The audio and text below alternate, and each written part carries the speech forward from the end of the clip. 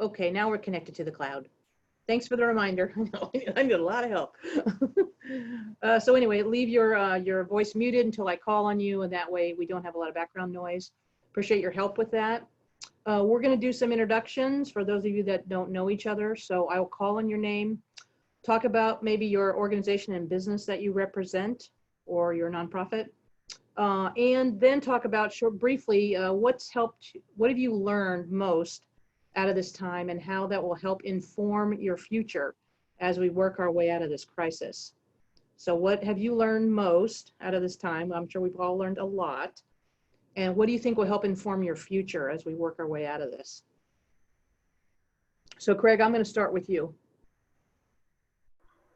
All right. Hi, I know most of you, but my name is Craig Brennan. I used to be on the Greenlane board and chair of the events committee. But I am back at Pivot Architecture, where I handle business development and marketing. And I'm also splitting time between sharing spaces with a middle schooler and elementary school. So I'm not going to talk too much because they're doing distance learning right now. But what have I learned through this whole episode is probably the best suited information I can share is you will get through it one way or another, you know, whatever the life throws at you, you can get through it and persevere. And that's the best lesson that I think I've come across. Thanks, Craig. What about you, Al? What have you learned that'll help you in your future? You're on mute still. Okay. Yep, I'm Al Hernishin. Some of you I know, some of you I don't. I get to come here today and wear two different hats. I'm a board member of the Long Tom Watershed Council, so I know Jody and I know Sarah. I've also presented here to Greenlane, what was it, last month, I believe. And then I also am on the board of the Upper Willamette SWCD. And so even though I'm retired, I work awful hard at all these volunteer things. So anyway, but it's fun. It's a good education. What I think I've learned from all of this is the value of communication, that it's so hard, I think, sometimes to communicate online, but yet it opens doors. And I think you learn a lot of empathy and realizing how hard it is to come across and how hard it is to get points across and try to understand others. I think I've learned a lot of patience, not only technological patience, but just understanding, trying to get other people's points of view across and trying to figure out what people are saying and hopefully what they're hearing on the other end too. So yeah, I think I'm hopefully becoming more patient as a listener, and I think that's good. Thanks, Al. Appreciate it. How about you, Jody? Well, as many of you know, I'm Jody Summers, and I work for Essex General Construction, where I do marketing and business development, very similar to Craig. And I'd say what I have been learning is the importance of focusing on positive things that are happening in the midst of many negative things that can drag us down. So to just keep things in perspective and know we'll get through it, and and appreciate that there are good things happening as well. Thanks, Jody. How about you, Casey? I think one thing that has been blaringly on stage is the humanness of people. And I think in so many different ways. I think it's been interesting to see people with titles like director or CEO be on a call and have their kid walk in the room slurping chocolate milk. I think it's been interesting to see people try something and fail. And with that, there's so much dignity. And it's so amazing that they tried in the first place. And I've seen them try and succeed, and that's even better. And I think that the greatest realization is that our intent is so good. And sometimes we don't know the details of how to articulate it or how to execute on it. But I think the intent of the people has been on display, and that in and of itself has been a thing of beauty. Thank you. Yeah, I've noticed that too. How about you, Sarah? Yeah, those are really, really good. I'm Sarah Whitney. I'm with the Long Tom Watershed Council, and we're a nonprofit, and we work with folks mostly in the Long Tom Watershed, but we do, our boundaries bleed, I suppose. We work with our community to help improve the spaces, our wild spaces, make them provide clean water and habitat for all. So that's our primary focus. I run the Urban Waters and Wildlife Program, so I focus my work in the urban areas, and that's probably one of the things that I've learned is that community is really, really critical for making it through these hard times and being able to lean on one another. Yeah, like Casey said, I'm really seeing people come through, and I think Jody's seeing that too. Yeah, people are here for each other. It's really beautiful. Thank you very much. Robin? Hi, I'm Robin Forster, and almost everyone here I think knows me. And my latest new tagline is helping you navigate your health through the different seasons of your life. Mm. And I think for me, some of what other folks have said, well, one is the silver lining, because for a lot of folks, there's a lot of growth during this period that we've been on pause.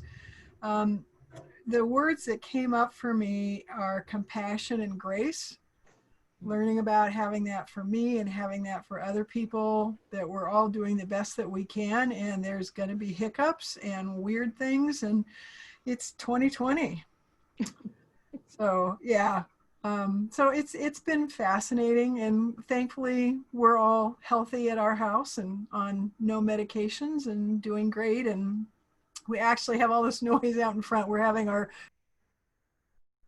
You popped off. Okay. We're having our driveway and retaining wall replaced, and so they're out there with equipment tearing up all the pavement. No. So that's kind of interesting. How about you, Sue Wolling? Oh, I think what I've learned was just how incredibly strongly we can come together as a community when we need to, and how much people really do care about one another. We saw it in the early days of the pandemic, and then again with the wildfires. There's a real hunger, I think, out there for people to do something to help one another. And I guess I'm hoping that we can find new ways to tap into that wellspring of goodwill and the need to work together. So.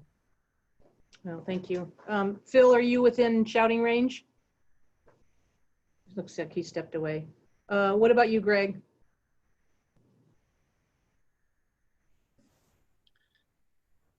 Thanks, Teresa. Well, you're going to hear too much from me in a couple minutes. So if you want, is that your last member? Maybe just what you're learning through this time. Well, let's see.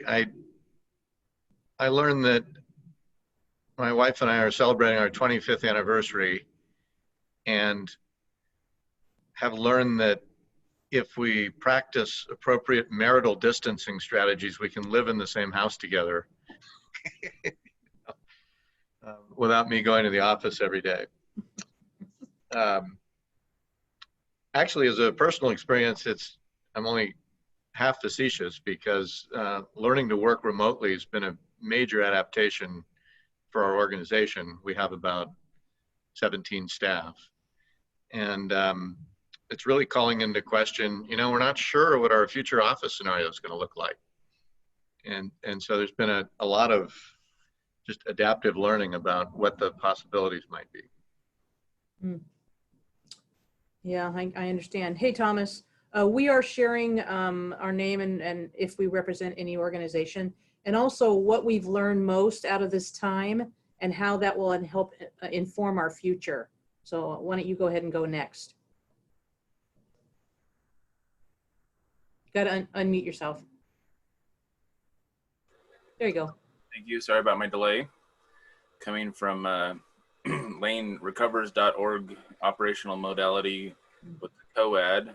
For those of you that don't know what the COAD is, there is an explanation on lane.recovers.org. but it's basically where businesses and nonprofits support disaster relief and recovery. The what I've learned, so we have not enough spaces in our house for 2 people that need to be on Zoom meetings and 2 children that need to distance learn. Even though we have a fairly large house, it's just not enough room and spaces. A lot of times, right now, for some reason, Zoom is not allowing me to use my headset for this current meeting, but depending on which platform I'm on, can be different modalities. Trying to give each person and child privacy when we're working at home. A lot of times Zoom calls have to be taken on the front porch. Other technology just to provide more space. That being said, I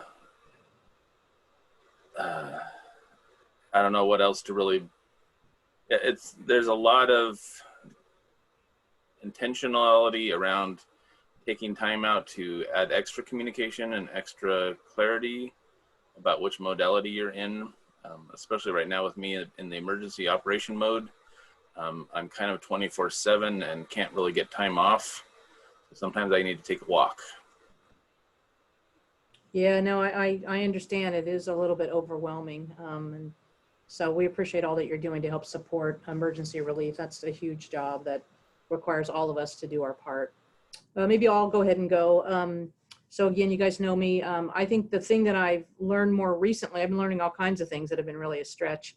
I'm also glad that I don't have children at home. I have realized that all the parents that I talk to are doing so many different duties all over their lives that they just, all of them are pretty overwhelmed, all that I've talked to. And so I'm glad I don't have to deal with that.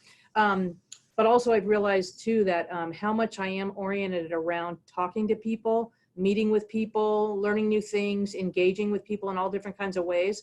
Since our point-to-point group was dissolved, which happened in our layoffs, and then we lost a few people in marketing, we haven't been doing, for obvious reasons, any outreach, in community outreach, and we've been doing that for years and really extensively. And so we talked to a lot of people, doing a lot of presentations, and it's really interesting. I had coffee with a gentleman who was interested in one of the projects that we're working on the other day, and I was like, I was so psyched after I met with him in person, even though we did our distance and mask and all that.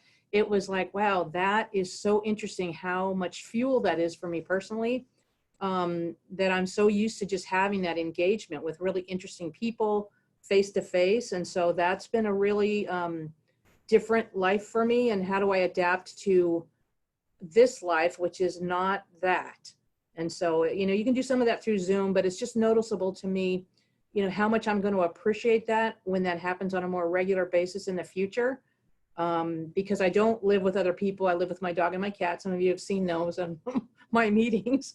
But also, I'm just used to being around physically a lot of really interesting people talking about all kinds of interesting things. So that's been a real challenge for me. And when we get back to some of that, I'm going to be really appreciative of what kind of, so what that does for my life and how that really enhances my spirit.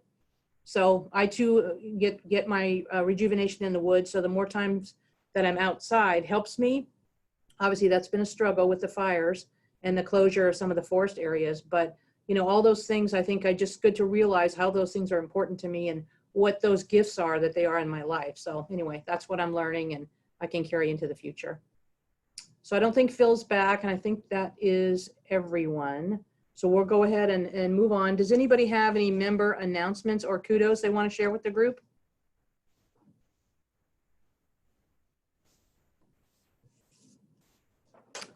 If not, I have one. Just FYI, the Daniel Swantek Award is coming up again for the year. This is an application process with an award of a $500 financial sponsorship that's awarded to a local nonprofit. They no longer have to be a member of Greenlane, but they have to be a local nonprofit working on something related to a sustainability project or effort. The applications, we can send you one if you know of a group that's interested. Last year we had 4 applications, really good applications. And so again, those people that were not awarded last year are encouraged to reapply. You can be awarded every 3 years if you have gotten it in the past. Once those are submitted, we'll take them through mid-November. The board will make the decision looking at the applications, and then we will invite the winning application to speak at the December Bold Steps event, which will happen at our December meeting. I'm still waiting to hear the details from the city of what that's going to look like, because that will, again, will be remote. But anyway, that's coming up just as an FYI. And also we are entertaining applications for at-large board members, if anyone is interested in that role. So let us know, and we will go through an election process for the at-large memberships. We've gotten agreement that the board's going to stay on at least in the interim for at least until next year because of the disruption with COVID, but we are accepting applications for at-large members and on our subcommittees, which is membership and special events. So I encourage any of you to either join those and or recommend those to any friends you think might be good candidates. So that's it for that. Any other announcements before we move on? Competitive award. Yeah, Greg, we'll talk offline about that. Okay, this month we have Greg Block, President of Sustainable Northwest. For over 25 years, Greg has been active in developing environmental law and policy at the intersection of commerce, investment, and conservation. As president of Sustainable Northwest, Greg helps pioneer models of sustainability that work for people and for nature. Greg Block is president of, we talked about Sustainable Northwest. He'll be discussing forest health, reducing wildfire risk, climate solutions, regenerative agriculture, green building, and some of the efforts of his organization. So Greg, I'm handing it off to you. Thank you, Teresa, and thanks for your diligence in the last few weeks. She's provided, questions, given me background on your group and what to expect today. So I appreciate that. And Casey for the introduction originally, I think, to Greenlane. So I want to, it's a manageable sized group, which is great. So I'd really like to make this as dynamic as possible on Zoom. I deliberately did away with the PowerPoint for a couple reasons. I just don't think it's as dynamic, and I can't keep an eye on you to know whether you're still in the frame or not. We've all gotten very good during some of the longer Zoom meetings that might not be as interesting as we'd like to, like scroll through our email and stuff, make it look like we're watching. So I admit I've done that once or twice. So just, I don't know, how we want to facilitate the conversation, but I'll definitely be stopping and expecting Teresa at least, several minutes at the end for discussion. And I think my understanding is you have until about 1. Great. Okay, so I thought I'd start out just a few words about our organization and some of our work. I really think it'd be most meaningful to be put in the context of some of our more notable public policy challenges today, rather than just talk about, so much specifically what we do. I think the actual challenges and opportunities in our public policy landscape today are more important than they've ever been.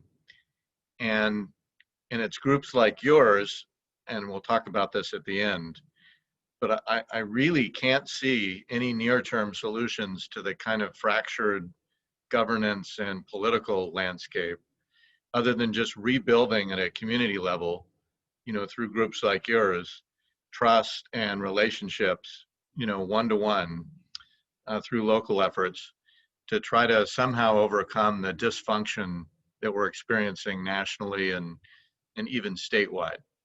I will talk about that more later because it's the biggest challenge to our work, and it's exacerbated by COVID, but it's happening anyway. So to see groups like yours, hopefully with some diversity in perspectives and hopefully with some diversity in political affiliations, sharing information, talking about things together, that's the only way we know to try to actually take on some of these challenges and rediscover a common purpose around issues like reducing wildfire risk or dealing with some of the climate implications. Looks like Joe has joined us. Hi, Joe. So let's just dive right in with what we do in the context of that larger work. Our group was founded just over 25 years ago as a solutions group, a group to try to work collaboratively across political lines to find solutions to some of the more pressing natural resource challenges. And was really born from the really difficult transition in forestry, primarily on public lands at the time, and to try to look for collaborative solutions as attitudes were changing about the uses of our public forests. And so we have probably the deepest bench on our forestry team. I can talk about some of the work there, but of late, we've really been focusing on strategies to reduce wildfire risk and protect communities, but also enhance forest health. So we'll talk about that a little bit. We also focus on water issues. We spent 20 years trying to build a multi-stakeholder, again, working with irrigators, the tribes, the ranching and farming community, and conservation groups in the Klamath Basin to try to build a long-term cooperative framework there. That was kind of crystallized in 4 agreements that were going to be presented to Congress, and they had the support of both political parties and both of all those constituencies. Obviously, not everybody. Only one moved forward through congressional action. We'll talk about that a little later, but we're not giving up, and there's a lot of good things that can happen down there. Again, another model of collaboration that today we're going to rely on to overcome the sort of larger political dysfunction nationally.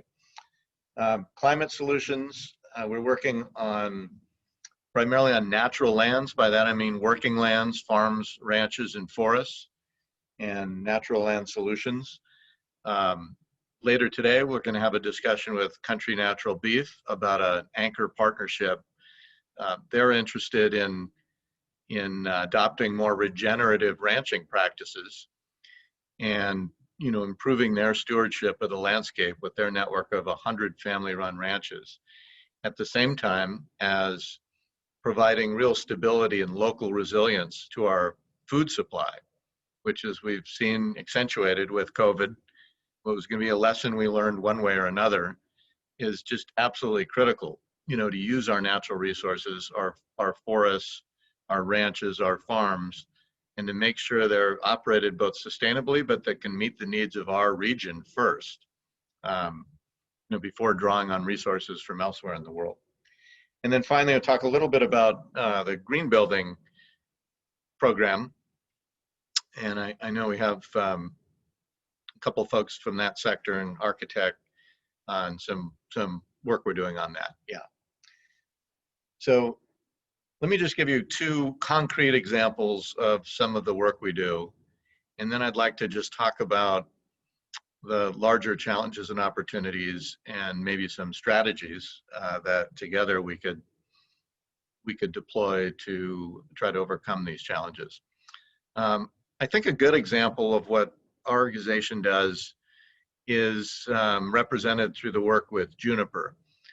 Juniper was a natural endemic tree on the landscapes, mainly in the central and east side of the state. You're all familiar with juniper. It occupied about 1 million acres kind of pre-settlement, just naturally, up usually in the, we're talking now largely east of the Cascades, but up in the craggy, rocky areas. And what happened was there were natural forest fires, just lightning strikes and low-grade fires. They didn't burn too hot. There wasn't a lot of too much fuel like there is now. And they'd come every 4 to 7 years on the east side of the state. And that would control the juniper population largely. And then you'd have grasslands and more open pasture lands. Well, as we suppressed wildfire on the east side, for 100 years, Juniper now occupies close to 10 million acres from its original footprint of 1 million acres.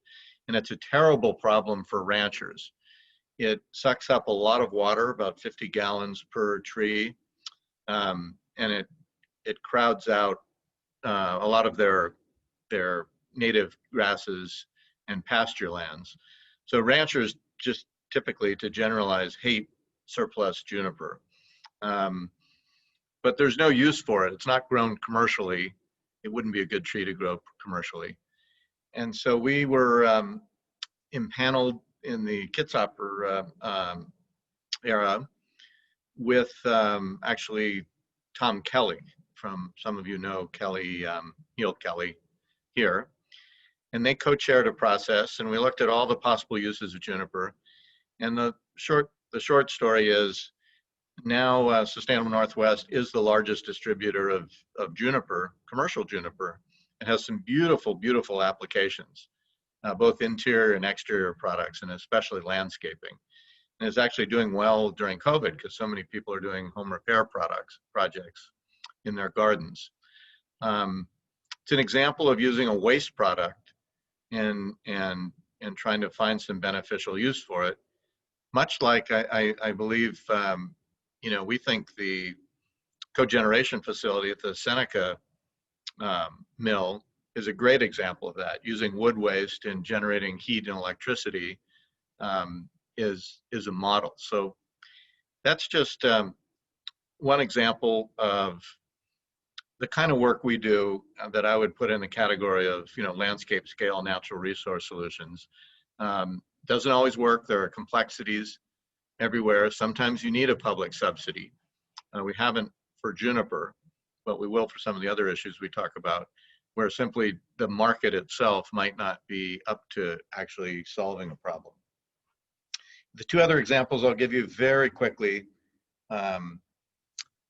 in just climate solutions, the kind of things we work on are, for example, electrification of the rural economy is very important to accelerate that. We could provide much more autonomy to a lot of rural areas. If they're knocked off the grid, as we'll see probably in a major seismic event, but as we've seen less temporally, it hasn't lasted that long, but with wildfires and other natural disasters, there are a lot of rural areas that are very vulnerable to disruptions in the grid. So they can, by adopting renewable energy and having battery storage, which is improving very quickly, have more energy autonomy. They can save money on energy and not emit greenhouse gases, or certainly less.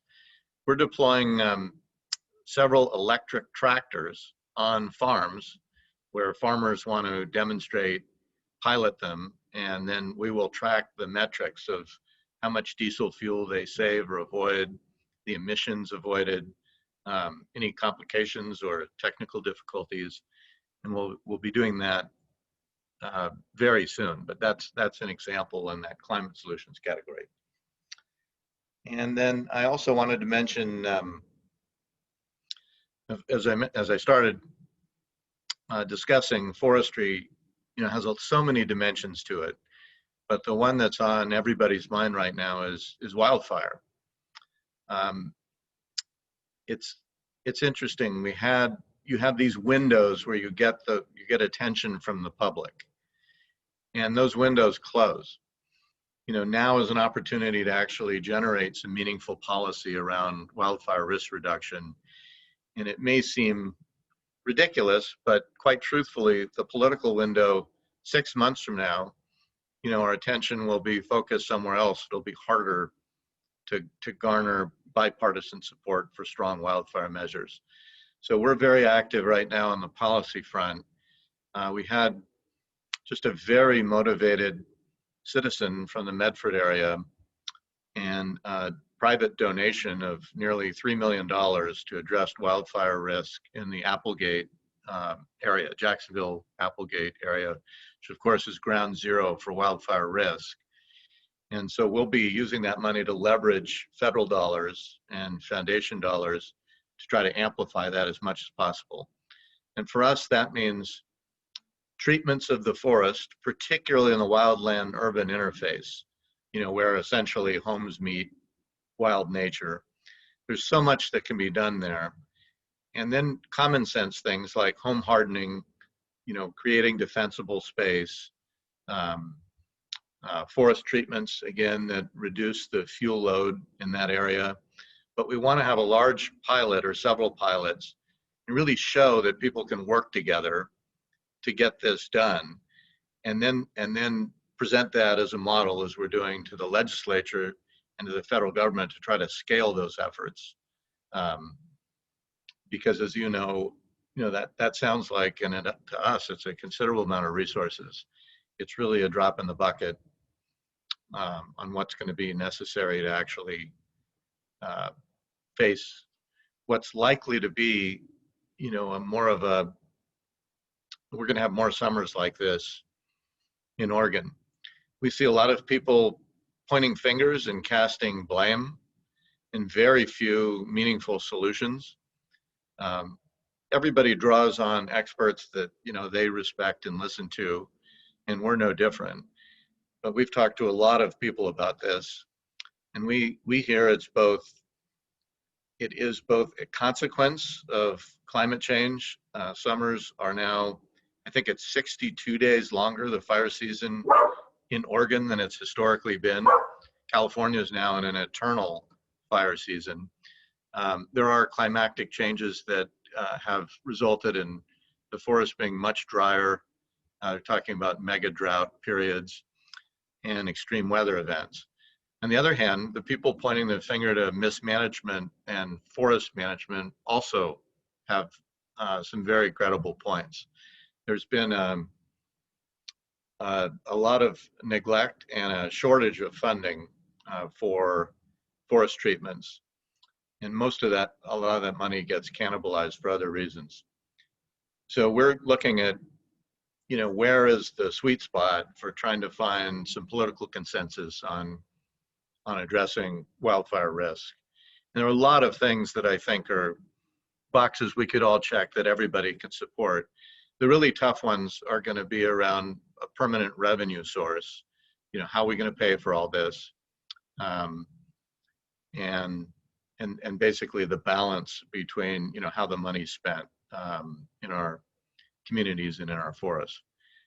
I think we should talk about that interactively. You know, the organization we have a very bipartisan board. We do that deliberately. You know, they're not representing any political party, but we want to make sure there's a diversity of views in our work. And we'd like to develop a resolution for our board that gives our staff sideboards and guidance. And so we can say meaningful things that may be controversial for somebody to listen to about wildfire policy, but we want to be actively participate in that policy development. And then the last two examples I said I would mention, and maybe we open it up. I'll address one question Teresa teed up for me about the future, but I did mention the regenerative agriculture work, and again, that's focused on ranching is such an important sector, and if you look at, again, landscape scale, tens of thousands of acres across not just Oregon, but Pacific Northwest. We think that's a really important group of sector, you know, to work with on both land management practices. What many of you know is there is an emerging market for agriculture now, not just forests. There's a well-developed market for forest carbon, but for ranching carbon and agricultural carbon. And so the buyers that are stimulating this new market are companies like Amazon, Microsoft, Google, mainly a lot of the large tech companies. They've pledged to offset their greenhouse gas emissions fully, you know, to some net zero standard. And in order to do that, they cannot achieve that goal just in their own firm. So they're going to have to go out on the market and either purchase offsets or by someone else's avoided carbon. And that's what we're seeing now, and there simply isn't enough in the forestry sector right now. So they're looking at practices that actually sequester carbon basically through soil health, no-till, and established agricultural practices. But essentially, you will probably see in a couple years a functional national market where these companies are paying a dividend to agricultural producers, farmers, ranchers, and certainly foresters to sequester carbon. It's only going to be meaningful if it's enough of a dividend to influence their business decisions and practices. But if I had to guess, it's been a slow market to develop. It is absolutely coming online, and the commitments of these larger tech companies now, I think, are irrevocable. And so we're trying to decide how best to utilize that market to reward landowners for good stewardship, make those connections directly to the market. I see a lot of comments in the chat box. Teresa, do you want to facilitate some discussion around those? I could stop there. I could go into way too much detail on any individual project. I do want to mention one thing, and then I'll probably open it up. I think the biggest challenge is also maybe one of the biggest opportunities. Our model is most effective where you go into a community, you look at a natural resource issue, whether it's over allocation of water like it is in the Klamath, that is the main stress point, simply isn't enough water. It's no individual's fault.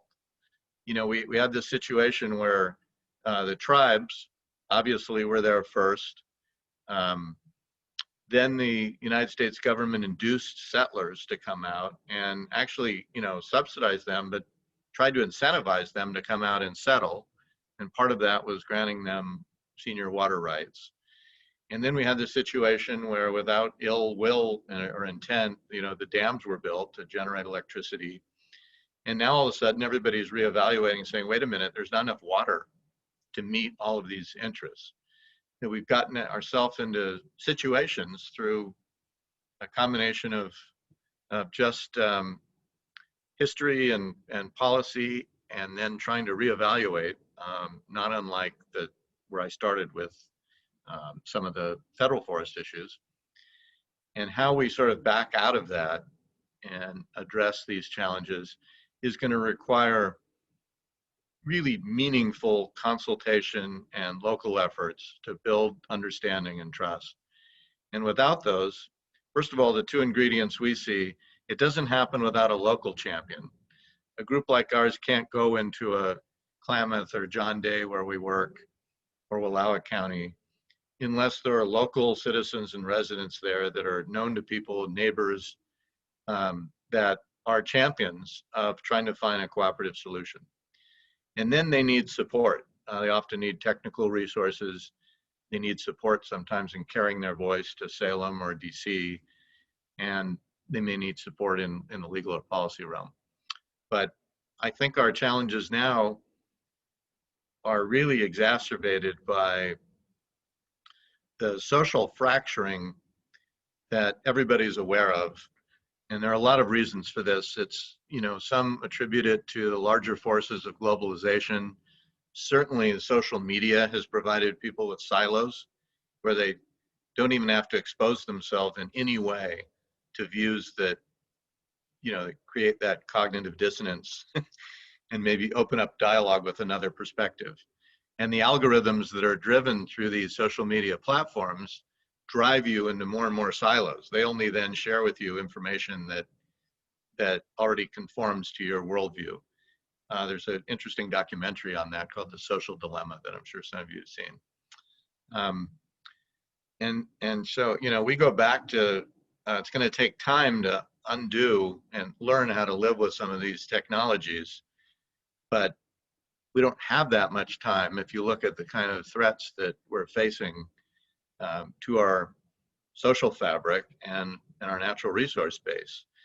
And so I think I really mean that it's groups like yours and conversations you can have on a local level and then build up. It's not going to happen the other way around. I just think there's too much institutional investment in a fractured political body to get that kind of leadership from the top. I could be wrong, but I just think that's the way the parties function these days. And so on an individual level, building these relationships, whether it's virtual coffee clutches or in person, I think that's our recipe. That's what our organization has relied on. Anything good we've done has usually required us to invest in a place and its people for over 10 years. And it's all through personal relationships. So Teresa, I don't know if I should stop there for a discussion. So, I think I probably would. a couple things. Some of the comments in the chat box are around some of the uses, practical uses that have been seen with the juniper. So that's what Jody had commented about. And then also around partnerships with landowners. Pure Water Partners has been working directly with Long Tom, with landowners to improve soils and retain and expand riparian areas. And also Sarah does some of that work. I guess for me, I had a question in regards to, are you working with soil and conservation districts and groups like Long Tom Watershed on a regular basis? Are you kind of seeking those out, or do people seek you out, or how does that happen? Yeah, great question. So, juniper, we have a for-profit that if it generates profits, it comes to the not-for-profit called Sustainable Northwest Wood. And they have a website. So if you just Google Sustainable Northwest Wood, they are the connection to actually juniper. They're the experts on its uses, and then the can tell you about the 9 mills that we support that sustain its production. But we try to actively market. It's hit or miss. I mean, there are target markets so the local staff meets with architects and landscape architects and others, but it's still surprising to me how much of the state, probably isn't aware of what junipers, the opportunities to use it. And so we'd welcome any connections to, for example, Long Tom, the Watershed Council. If there are any members that have questions, we would send either Jordan or someone from Sustainable Northwest Wood down anytime to meet with folks that wanted more information. I was thinking more globally, not just in regards to the wood product, but just more globally as being proactive. Obviously, this fire issue is going to be really need to engage everyone. So, how are you guys in the future going to be seeking out those partnerships in a particular region or many regions to work on these huge issues that affect everything, especially in the area Right. of fire prevention, fire education, landowners, especially in the interface area, the wildland interface areas, those kind of things. So, do you guys go out and seek out those partnerships, or they just naturally happen when you're working in a particular region, or how does that happen? Yeah, good question. So they're organized networks at different scales. On federal policy, for example, there are coalitions.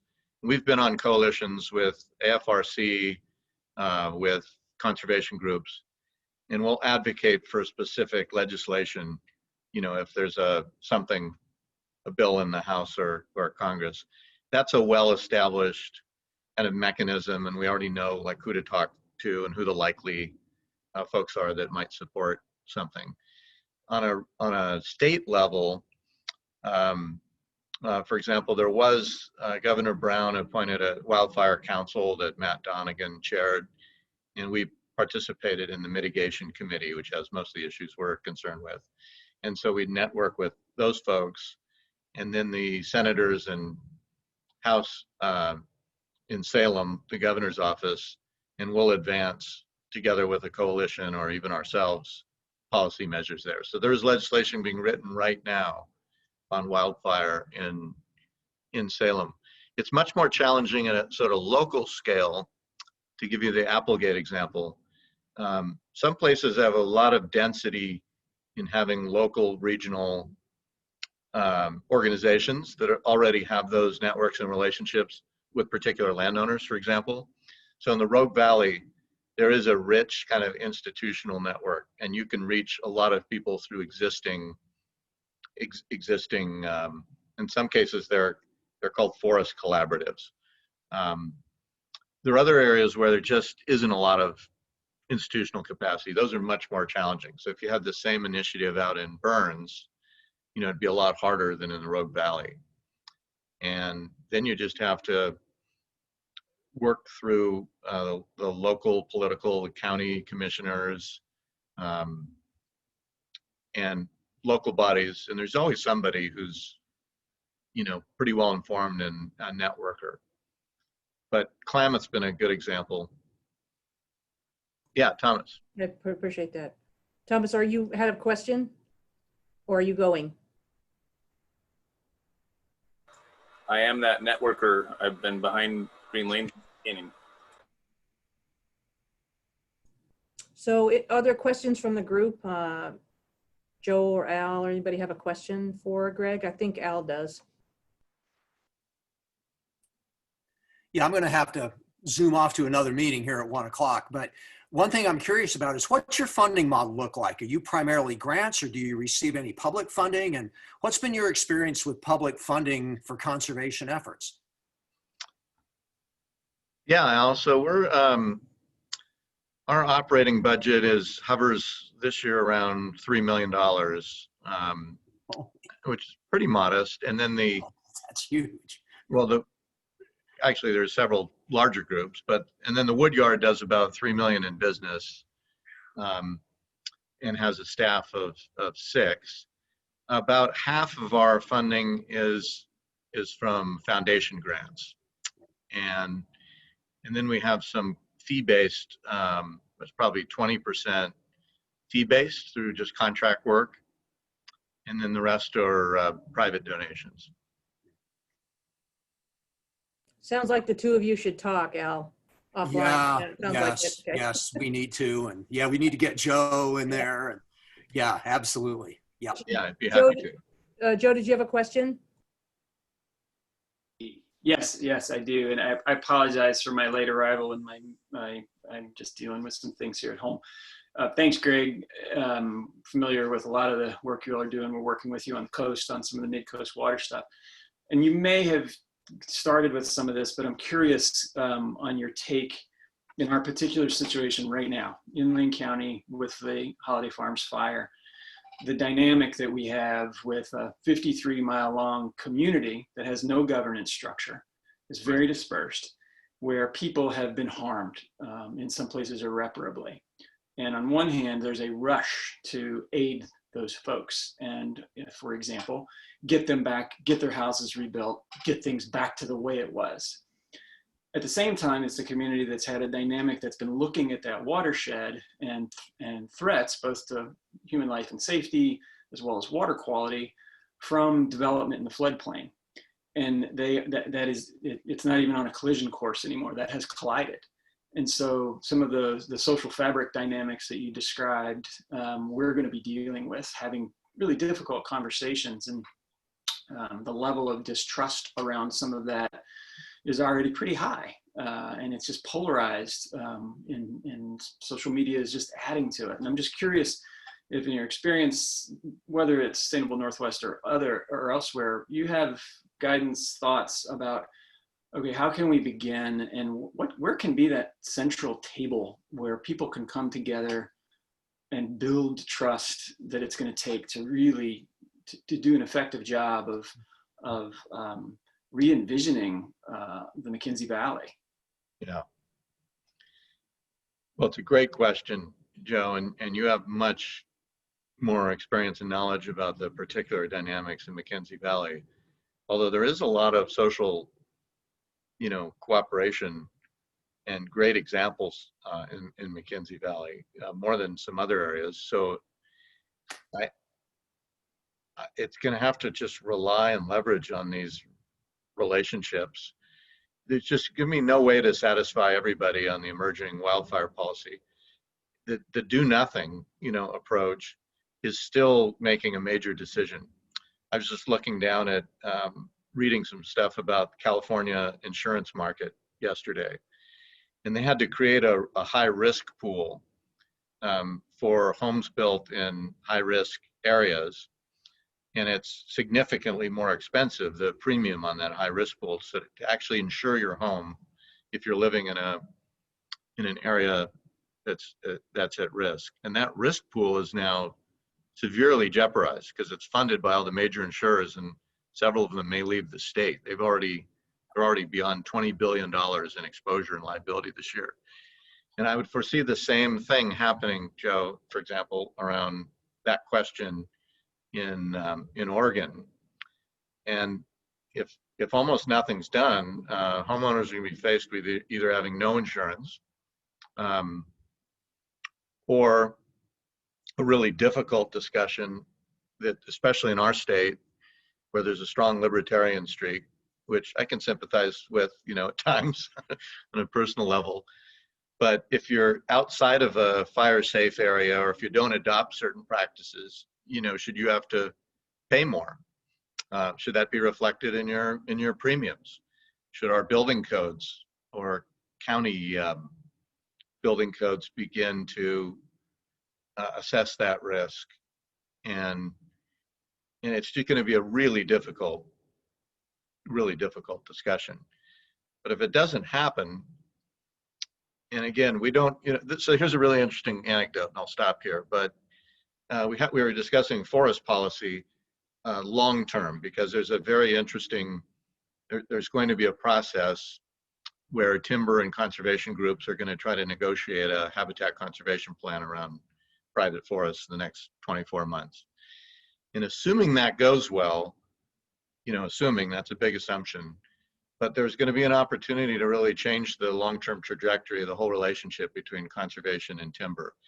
And we had former governors Kitzhaber and Kulangowski and several foundations just into a backyard patio saying, what could win-win scenarios look like for timber and conservation in the outer years? What is it in the business model of forest products companies that they want to see that's missing?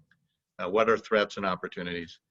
It's the same discussion. And the observation from both of these former governors was, the last legislation that came through Salem that was supported by both Republicans and Democrats, those were the only initiatives that produced enduring policy initiatives that survived and that aren't yanked out and changed a few years later. And they mentioned several, none of them have been in the last several years now. We've been incapable, our governance is not functioning the way it was designed to for a lot of those reasons. That's a long-winded non-answer, Joe, but again, I think it's going to have to come from locally driven by the watershed councils. I doubt we're going to see a resolution coming from the state. May try to stage some of those discussions. Hey, Greg, I'm going to ask you to stay on for a few minutes, so people that have other questions can stay on, but the others that may need to go can go. So if maybe Joe, if you want to stay on, anybody else wants to stay on for some follow-up questions. Just a couple reminders. Next month, Mackenzie River Trust is going to be speaking with us about some of the work that they're doing in the Valley. Brandy's going to be working with me on that.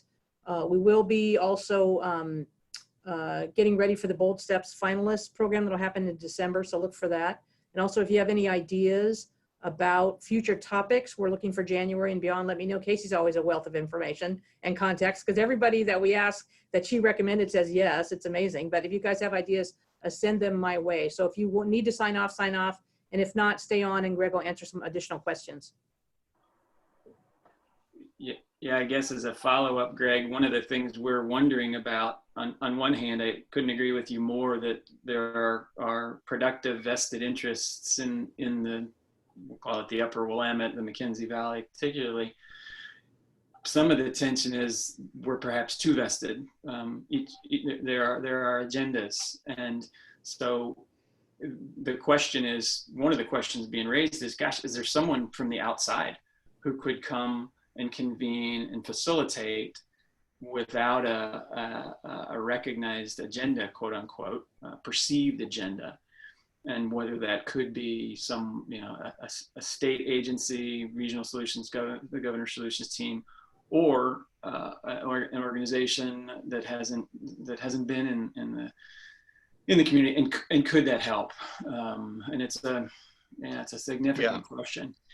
I think, Joe, that's I think that has to be part of it. I used to sort of underestimate the value of a really good facilitator, and an organization behind them that's actually trusted as trying to work towards a solution and not have some ulterior agenda. And the John Day is a good example. The Klamath is another and it doesn't matter if it's just the right individual, with a group that people feel doesn't have another agenda can be critical. But they have to be really trained facilitators. It's a skill. And I've learned, for example, I'm not good at it. I'm too impatient, to try to get to an outcome. And so a good facilitator can make a huge difference.